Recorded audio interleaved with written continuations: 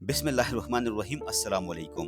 प्यारे दोस्तों, विटामिन्स के बारे में आपने बहुत कुछ सुना होगा, लेकिन क्या आप जानते हैं कि विटामिन्स ऐसे माइक्रो न्यूट्रिएंट्स होते हैं जो हमें अपनी डेली डाइट से मिल सकते हैं और हमारी अच्छी सेहत के लिए बहुत ही ज़्यादा ज़रूरी हैं। इनकी अहमियत इतनी ज़्यादा इसलिए है क्योंकि बॉडी की ग्रोथ और डेवलप में इनका कंट्रीब्यूशन होता है। ये मेटाबॉलिज्म, इम्यूनिटी और डाइजेशन जैसे बहुत से फंक्शंस को सपोर्ट करते हैं। और जब किसी रीजन से इनकी क्वांटिटी कम या ज्यादा हो जाती है तो इसके साइड इफेक्ट्स भी सामने आने लगते हैं जो कई बार सीरियस भी होते हैं। इसका मतलब विटामिन को कम समझने की गलती हमें नहीं करनी चाहिए। और भले ही ये माइक्रोन्यूट्रिएंट्स हैं और इनका स्मॉल अमाउंट ही बॉडी में रिक्वायर्ड होता है, लेकिन इसे पूरा करने के लिए हमें बैलेंस डाइट पर ध्यान देना शुरू कर देना चाहिए, क्योंकि हम सब हेल्दी बॉडी ही तो चाहते हैं। प्यारे दोस्तों, हर एक विटामिन का बॉडी में अपना अलग रोल होता है और ये विटामिन दो टाइप्स के होते हैं। फैट सोल्यूबल विटामिन यानी विटामिन ए, डी, ई और के, और वाटर सोल्यूबल विटामिन यानी विटामिन बी ग्रुप के 8 विटामिन और विटामिन सी जैसे हम स्ट्रॉन्ग इम्यूनिटी बूस्टर मानते हैं। तो क्यों ना आज इस विटामिन सी के बारे में जान लिया जाए। ये विटामिन सी कौन से बॉडी फंक्शंस को सपोर्ट करता है, इसकी रिच सोर्सेस कौन सी हैं और इसकी डेफिशिएंसी और एक्सेस के क्या रिजल्ट्स हो सकते हैं। और हाँ, हमें अपनी डेली डाइट में इतना विटामिन सी लेना चाहिए, ये जानना भी जरूरी है। तो फिर आज की इस वीडियो को एंड तक देखिए और विटामिन सी के बारे में सब कुछ जान लीजिए। तो चलिए आगे बढ़ते हैं और जानते हैं विटामिन सी के बारे में। दोस्तों, विटामिन सी एक वाटर सोल्यूबल विटामिन है, यानी ये पानी में डिसॉल्व हो जाता है और फौरन बॉडी टिश्यूज में एब्जॉर्ब होकर बॉडी की जरूरत को पूरा कर सकता है। इस तरह विटामिन की ज्यादा मिकदार बॉडी में नहीं रहती, बल्कि यूरिन के साथ फ्लश आउट हो जाती है।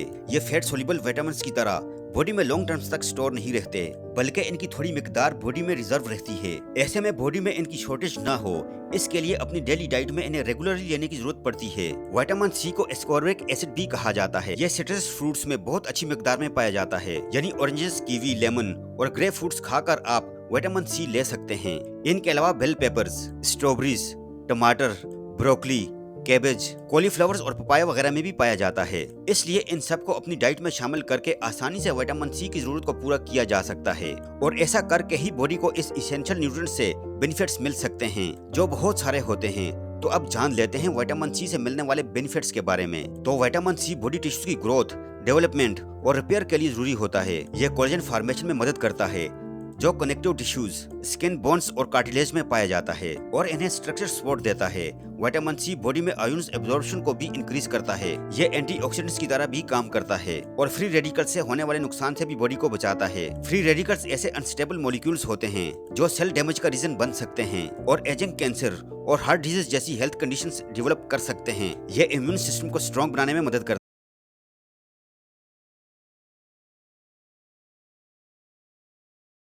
सेल्स यानी कि WBC बॉडी पर अटैक करने वाली डिजीज और इन्फेक्शन को कम करता है।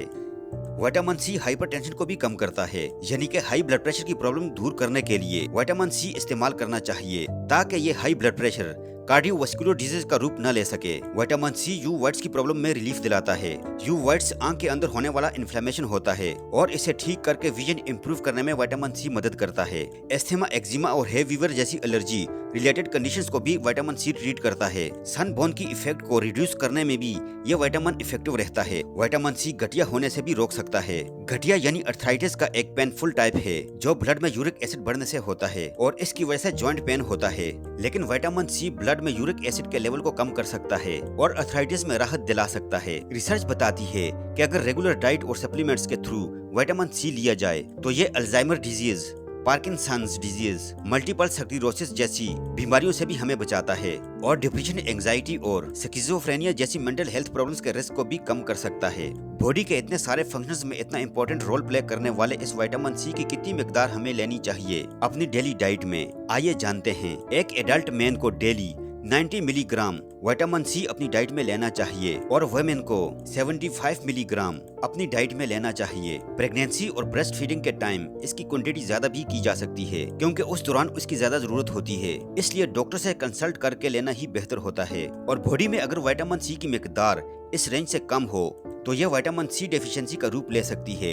ऐसे लोग जो हर तरह के फ्रूट्स और वेजिटेबल्स को अपनी डाइट में इंक्लूड नहीं रखते, उनमें विटामिन सी डेफिशिएंसी होने का रिस्क ज्यादा रहता है। और स्मोकिंग करने वालों के लिए भी विटामिन सी डेफिशिएंसी एक रिस्क फैक्टर होती है। कुछ लोगों की बॉडी डाइट में एनफ विटामिन सी होने के बावजूद उसे एब्जॉर्ब नहीं कर पाती, इसलिए एब्जॉर्प्शन की वजह से इनमें भी विटामिन सी की कमी हो जाती है। इस विटामिन सी की कमी होने से जिस्म में थकन रहती है, स्किन रफ हो सकती है, ड्राई हो सकती है, स्किन पर रेड स्पॉट्स हो सकते हैं और जख्म भरने में ज्यादा टाइम भी लग सकता है। और अगर ये डेफिशिएंसी बहुत ज्यादा हो जाए तो ये स्कर्वी का रूप भी ले सकती है, जिसमें चोट लगना, मसूड़ में खून आना, कमजोरी महसूस होना और रैशेस होने जैसे सिम्टम्स दिखाई देते हैं। और इस डेफिशिएंसी को विटामिन सी सप्लीमेंट से ट्रीट किया जा सकता है, जिससे स्कर्वी के कुछ सिम्टम्स तो पहले 24 घंटे में ही इम्प्रूव हो जाते हैं और कुछ सिम्टम्स को जाने में कुछ हफ्तों का वक्त भी लग सकता है। लेकिन सप्लीमेंट्स लेने से पहले डॉक्टर से कंसल्ट किया जाना जरूरी होता है, क्योंकि ऐसे लोग जो कैंसर का इलाज ले रहे हों, जिन्हें क्रोनिक किडनी डिजीज हो या जिन्हें ऐसे हेल्थ इश्यूज हों जो विटामिन सी सप्लीमेंट्स के साथ इंटरेक्ट करके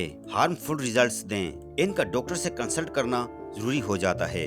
अब जैसे विटामिन सी की डेफिशिएंसी अच्छी नहीं होती, वैसे ही विटामिन सी की ज्यादा मिकदार भी नुकसानदेह हो सकती है, क्योंकि विटामिन सी की हाई डोज से भी साइड इफेक्ट्स हो सकते हैं, जैसे हार्ट बर्न, नोजिया, सर दर्द होना, पेट में दर्द होना, किडनी स्टोन्स हो जाना और डायरिया होना।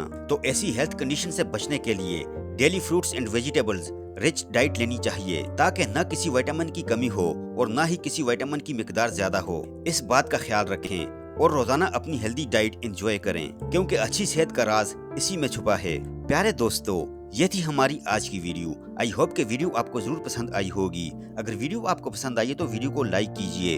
अगर आप हमारे चैनल पर नए हैं तो चैनल को जरूर सब्सक्राइब करके साथ लगे बेल आइकन को भी प्रेस कर दीजिए और अपनी कीमती राय का इजहार कमेंट सेक्शन में जरूर कीजिएगा। अपना बहुत सारा ख्याल रखिएगा। अल्लाह हाफिज।